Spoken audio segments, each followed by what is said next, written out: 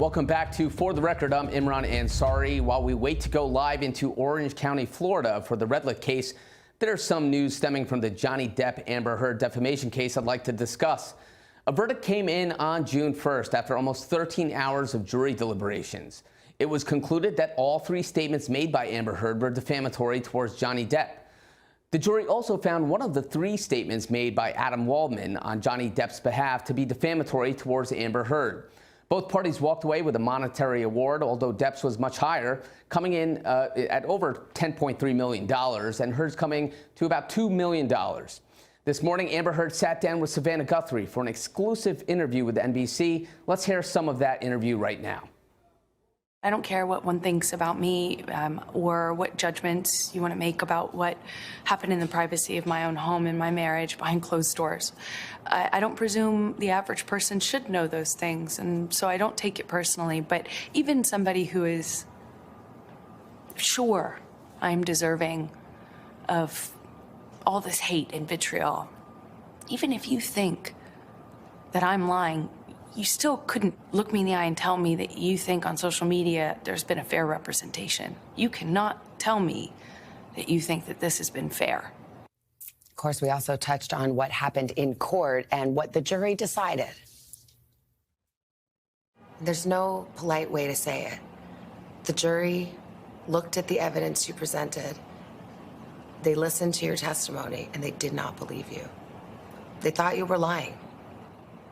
How could, I'll put it this way, how could they make a judgment? How could they not come to that conclusion? They had sat in those seats and heard over 3 weeks of nonstop, relentless testimony from paid employees and towards the end of the trial, randos, as I say.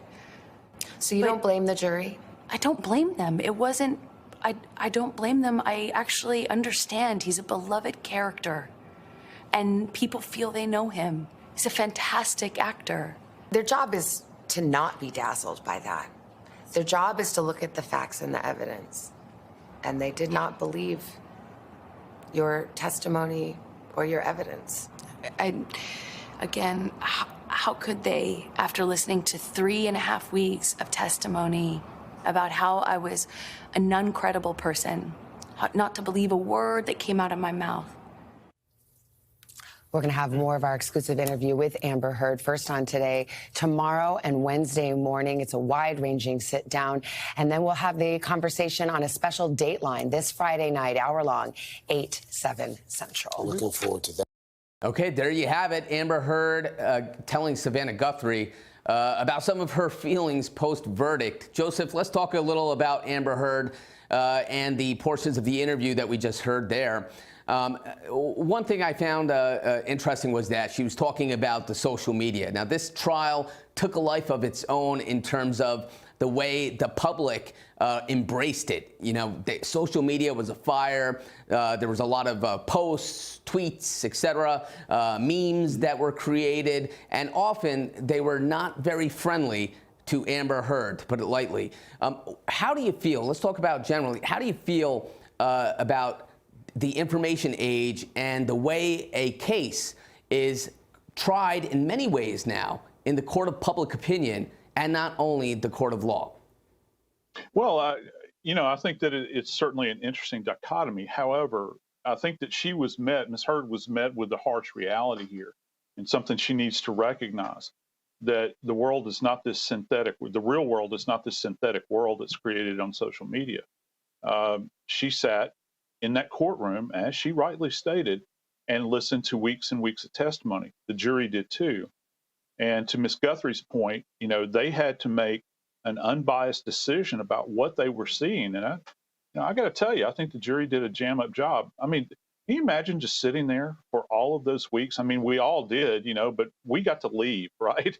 We would cover the case and then we would walk out of the room.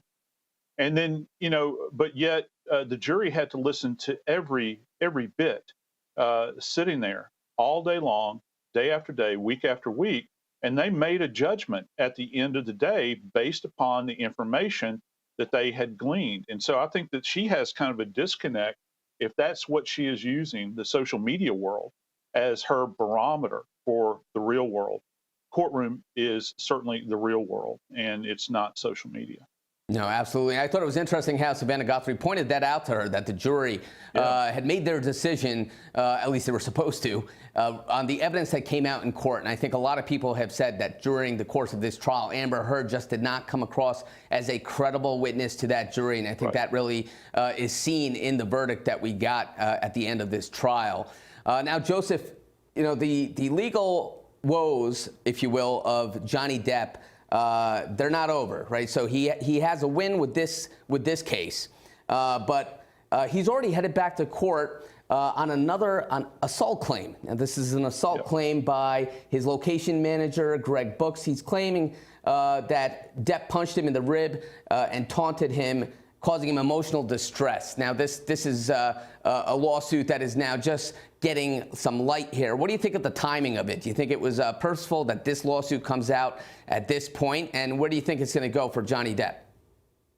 I don't know. You know, I guess the cynic in me would say blood's in the water. I'm going to the beach pretty soon, so blood's in the water. The sharks begin to surround you. So, you know, and I would anticipate that there could be other things that come about. You remember the cry that has been going up for several years now is that we believe all victims.